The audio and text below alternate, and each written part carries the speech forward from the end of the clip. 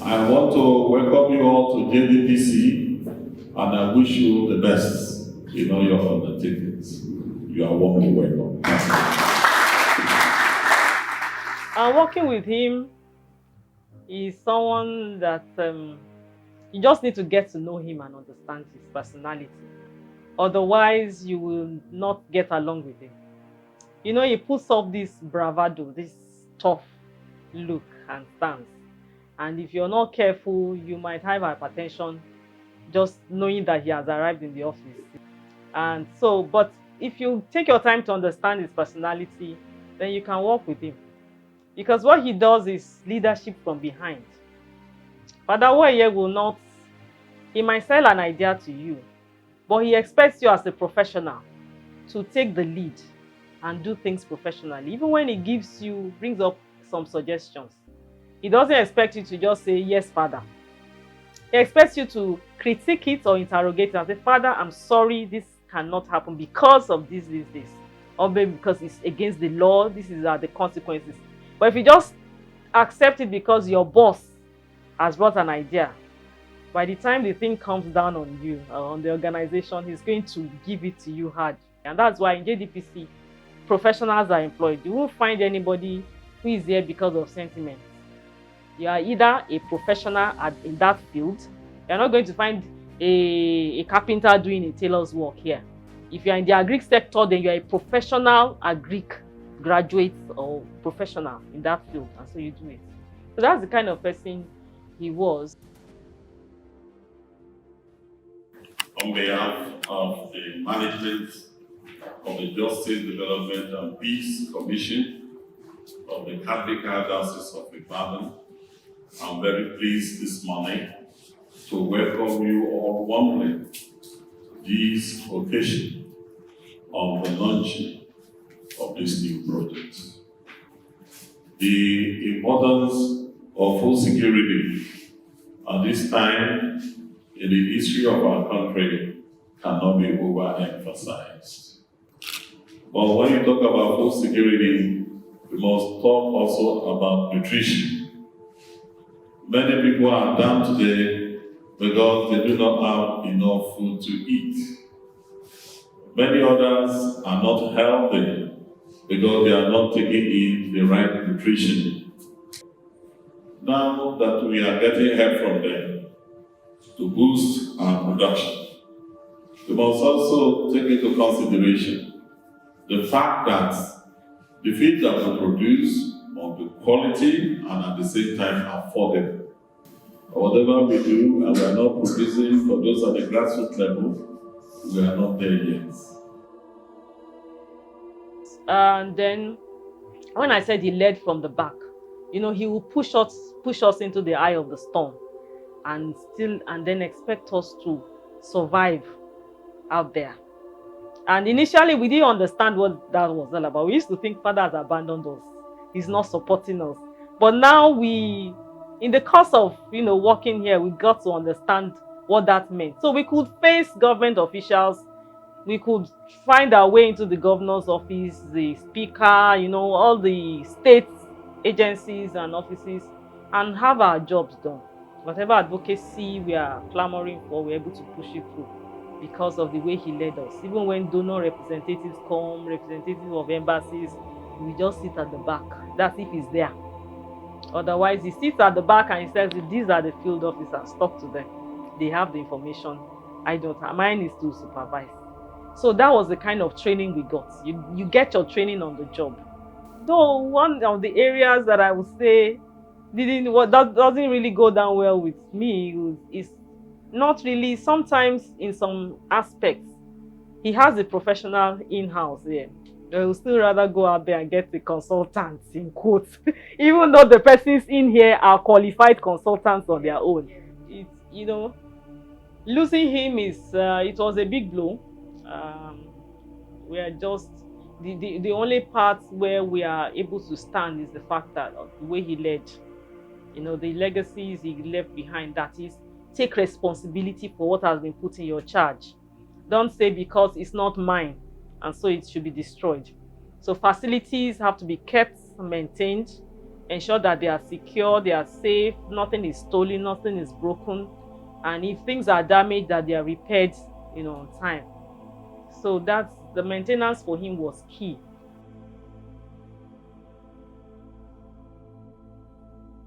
I'm pleased this morning to welcome you all warmly to this stakeholder discourse on effective implementation of community service law and administration of criminal justice law for your state. The Justice Development and Peace Commission of the Cardiac Archdiocese of Ibadan has contributed and cooperated immensely to the growth and development of the state, especially in areas of the promotion of good governance and social development. Apart from age-long involvement in prison welfare and legal representations and interventions in prisons, which is in on the mandate that we receive from our Lord and our Savior Jesus Christ, that while I was in prison, you visited me. Over the years, the church felt the need for a new approach beyond maintaining inmates in prison and giving them legal representation. The reason for this is not far-fetched. It appears that those interventions, as laudable and tasking, they do not exactly deal with the root cause of the problem of prison congestion and the embarrassing delay in criminal justice system. JDPC therefore decided to tackle this problem head-on by championing advocacy for reforms in the criminal justice system, with particular campaigns for community service as an alternative sentence to imprisonment for minor offenses, and a review of the criminal procedure law of Oyo State. He's someone that is concerned about the environment. He wants a conducive environment for everyone to work in, and he was quite compassionate too. He didn't want to just sack people. Even when projects end, we had to develop a system, a financial system, such that even when my project ends, I can still work for some months, depending when a new project is approved. He threw himself into the work and really tried to help a lot of people. And I recall one incident. I was in Lagos. I was just in Lagos, and then I was walking on the streets very close to our parish, St. Dominic's Yaba. And lo and behold, I saw Father OWOWEYE. It was during election period. It was with some people on foot. And so I stopped. Father, what are you doing here? He said, oh, they came, they are trying to monitor a number of things concerning the election.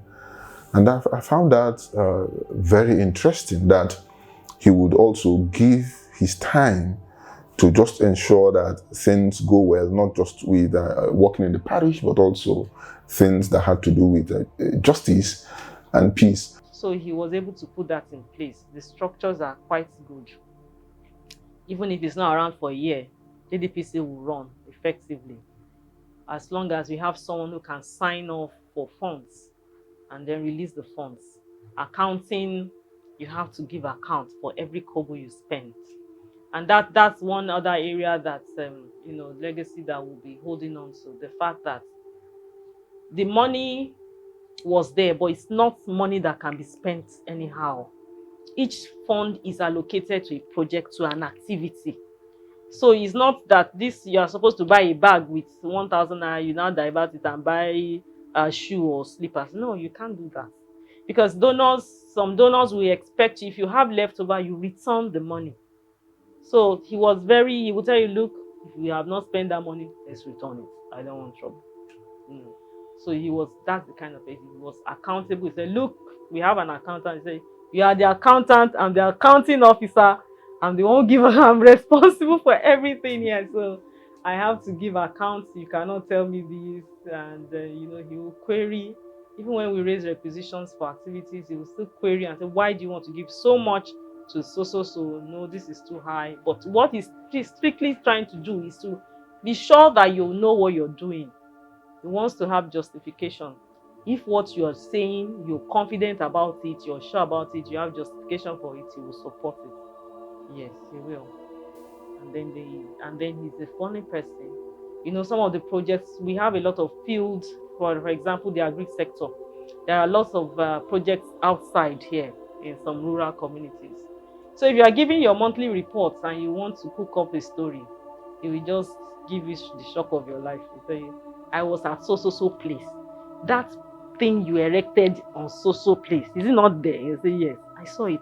He will tell you whether it's working or it's not working. So you'll be like, okay, now you know you can't just like, because there's no corner of Ibadan or your state or something, I don't know. So even if he tells you, okay, I can't come to your program, maybe in Lanlate, you might just be shocked as you're traveling down, his vehicle will just pass you. Or you get there and you find him at the venue. So assuming you were not prepared, he will just catch you red-handed, in your unpreparedness. So he ensures that integrity is key for him. The another thing he does for us, which sometimes is frustrating. Honestly, when Father OWOEYE tells you, well done, it means you're almost dying. If he says, well done, you have done well. Honestly, by the time you check your state of health, you're almost breaking down, because for him, if you like, bring down the heavens, he'll tell you, is it not your work? What have you done? If you achieve one thing this year, he will tell you, if you repeat it in another report, the next question is that the only thing you can achieve or that you can report? There no other thing that can be done. So he keeps pushing us to see what are the new things. Then he's ahead of you in terms of information. He says, you people don't read and stop spending so much time on your phones. Read. Go to the library, read newspaper, read, journals, and listen to news. Because at meetings you hear him say, okay, government policy on so says this. So those of you in the human rights sector, so what are you doing about it? You should be walking along with happenings, or as issues emerge in society.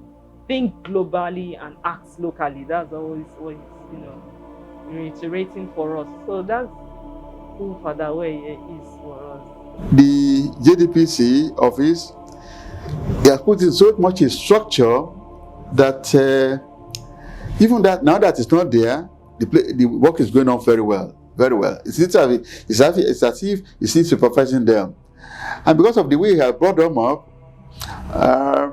they are still very loyal, they are still very committed.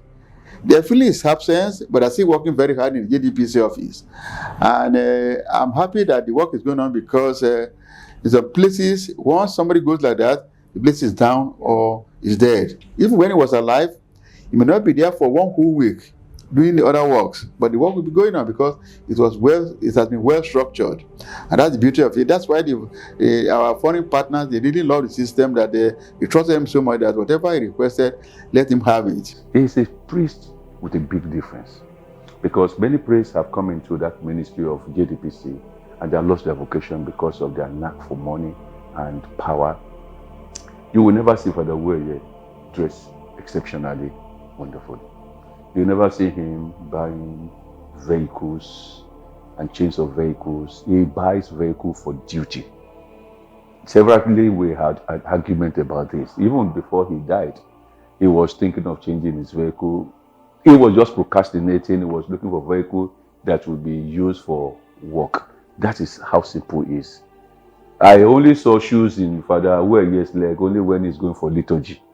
Of course, even in the priesthood, I could see his detachment from all the material things that he had the opportunity of mobilizing. He can mobilize money from under the water. He had that capacity, and people had a misunderstanding of how he got his money. Some people thought he just goes to JDPC account and takes money. He can't do that. What he does is, as long as the project is meant for the development of the human person, he can beg for money from any source, as long as the source is also legitimate. Individuals, organizations, he travels a lot, and so everywhere he goes, he's talking about projects that he has. So he has so many friends supporting him financially. So some people have that misconception that he's getting the money from JDPC. So JDPC, you are not giving us money to do this, do that. But your guy is building so now. We just smile. It's not JDPC money. If the donor gives you money to erect a 2-story building, then you must erect a 2-story building. They want to see the costing, every step of the way. That's the way it is. He was passionate about, construction, developing areas. I remember him mentioning that one of our casual discussions, like, I'm tired of OWOEYE. There's nothing to do again. He has finished building on every piece of the land there. So he was like, I wish he mentioned the one rural parish. He said he wished they could take him there, that there's work to be done there. That's the kind of person he was. Building for him is a passion. Sometimes in the office we were joking and we were saying, look, the Society of Building should give him a fellowship, because I think he has met all the requirements in terms of knowledge. He will tell you how many bags of cement you need to complete a 5-story building, how much tipper of sand you need. He will tell you, because experience. He has become an expert in construction. Then he didn't believe that anything was impossible. He said, look, I don't believe something is impossible. Just put your mind to it. Once you are determined, he believes you can find a way around something. The legal holder of Justice Development and Peace Commission, Most Reverend Gabriel A.K. Abeguri, the Vicar General, the Very Reverend Father Gregory Oyelami, Deans, Episcopal Vicars here present, Very Reverend and Reverend Fathers, Reverend Sisters, distinguished ladies and gentlemen. I am pleased this evening to welcome you all to this epoch-making event of the official opening of this capacity building center belonging to the Catholic Diocese of Ibadan. The importance of the building of capacities for development has become an issue that cannot be compromised under any guise. And over the years, there has been enormous pressure placed on our limited facilities here, because our center has drawn many individuals and groups from within and outside our diocese and province who need one kind of training or the other. It is not that there are no facilities that can accommodate trainings and workshops in Ibadan, but most times they are not affordable. Because of this, some of those workshops have to be cancelled or be indefinitely postponed as a result of their lack of funds. This is expected to form our local contributions in the execution of our development plan and activities. Many years ago, we embarked on this project, and it suffered a huge setback as a result of breach of procedural protocol on our part, which is regrettable. I assume responsibility for that breach. It must, however, be noted that the action was taken in the best of intention to move the archdiocese to a greater height among other JDPCs in Nigeria. It was not intended to hurt anyone, and I remain contrite for that action. I'm sorry and remain sorry. This center, for which we are gathered for its opening today, was initiated by our Bishop, Most Reverend Gabriel A.K. Abeguri. On this note, we want to express our sincere appreciation to God the Father Almighty for making it possible for us to come this far, and also to His Grace, our Bishop and legal order of JDPC, for his keen interest in development work in this diocese, and for his words of encouragement, which we appreciate so much. Your Grace, we are very grateful to you. One major challenge that we see, and sometimes he has to also talk about, is the fact that he has worked here for so long without an assistant. And that was quite challenging for him. And then he had his health challenges as well. So of course, sometimes we have to take documents to his parish house, because probably he's held up somewhere. He has to, do some other assignments in the parish, as well as other pastoral assignments given to him by the local ordinary. So he had that challenge of having to supervise those, the organization himself, not having someone else to do that for him, at least someone that is officially assigned as a deputy or an assistant. So that made him bring up various deputies, the heads of programs, like became their own supervisors within each the program or the unit. So that's what he did.